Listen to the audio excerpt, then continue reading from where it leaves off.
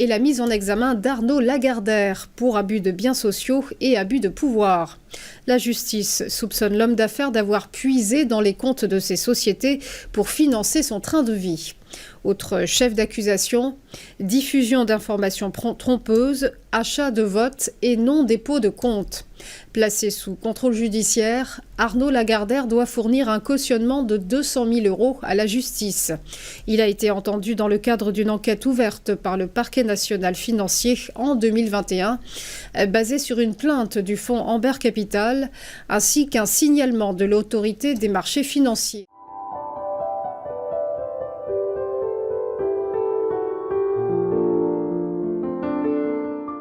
Christian Eckert, qui était secrétaire d'État au budget sous Hollande, raconte l'obsession de Macron quand il était secrétaire général de l'Élysée, puis quand il était ministre de l'économie, privatiser.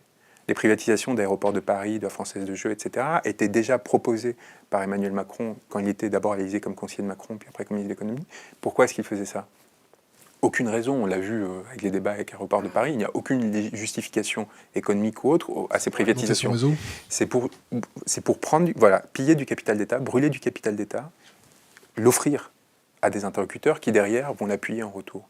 Arnaud Lagardère, propriétaire de Paris Match, le JDD, Europe 1, etc., héritier, là, on frise la diffamation, mais j'ai de quoi le justifier d'une débilité profonde. Vraiment, quelqu'un vraiment, c'est d'un manque d'intelligence extraordinaire, reconnu, même au sein du Petit Paris. Sauf qu'on a un problème, c'est le fils unique de Jean-Luc Lagardère, qui était un grand capitaine d'industrie, à qui l'État avait confié un certain nombre d'instruments pour le gérer, pour essayer de le développer. Donc, Jean-Luc Lagardère, notamment, qui va participer à la création de ADS, qui devient Airbus, en fusionnant Matra et l'aérospatiale. Donc, Jean-Luc Lagardère, quelqu'un dont on peut considérer que la fortune, quelque part, pouvait éventuellement se justifier du fait de ce travail qu'il avait fait, industriel, pour essayer de monter des grands géants, etc. Sauf que Jean-Luc Lagardère a le malheur de faire un enfant qui n'a pas les compétences, ce qui peut arriver dès que vous êtes dans un capitalisme d'héritage, ça pose problème, évidemment. Parfois ça marche, la loterie génétique, parfois ça ne marche pas. Et Arnaud Lagardère hérite de cet empire industriel. Et évidemment, Arnaud Lagardère, au bout de quelques années, détruit cet appareil industriel. On parle quand même du principal actionnaire de Airbus. On parle quand même de l'industrie la plus importante au niveau européen, qui était détenue par une personne. C'était peut-être l'air qui n'était pas favorable, le marché n'était pas favorable. Et donc cette personne dévaste son empire industriel, du coup se retrouve en manque de liquidité. Manque de liquidité parce qu'il commence à être à court d'argent. Il avait essayé de remonter sa participation au sein du groupe de son père, il n'y arrive pas. Et donc il doit se débarrasser des actions de ADS. Et donc il va voir l'Élysée, il va voir un certain Emmanuel Macron, quand il était conseiller de Hollande.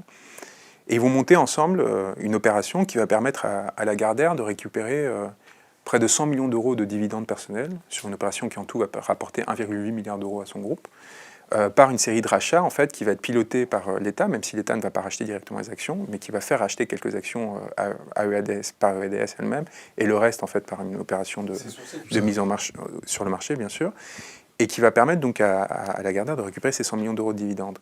Or, il se trouve que Lagardère avait été client de Emmanuel Macron chez Rothschild quelques années auparavant, premièrement, et que Lagardère va être un des instruments principaux de la propulsion d'Emmanuel Macron dans l'espace public. Une fois qu'il était coopté au sein de ses élites, il faut bien un moment le présenter au peuple.